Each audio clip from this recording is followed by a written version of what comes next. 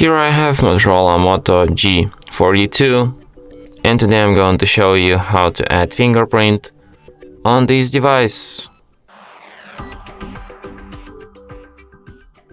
So firstly you have to open settings, then you have to go to the security section, then to the fingerprint, then you have to set up like your screen lock. You can add pattern, PIN or password, so let's add PIN. Here you enter your PIN, then you can confirm it. Then you have to select if you want to see notifications on a locked screen. You can show all notifications, you can hide sensitive content, or you can don't show any notifications at all. Then tap done.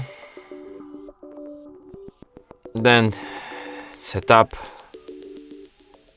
Then you have to find the sensor, which is located right here on the power button, and you tap it with your finger several times until it remembers your fingerprint.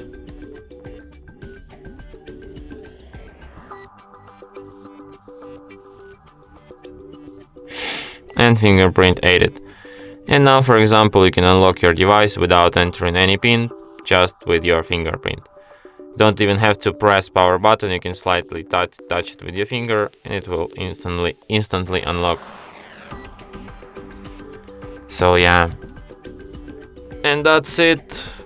Thanks for watching.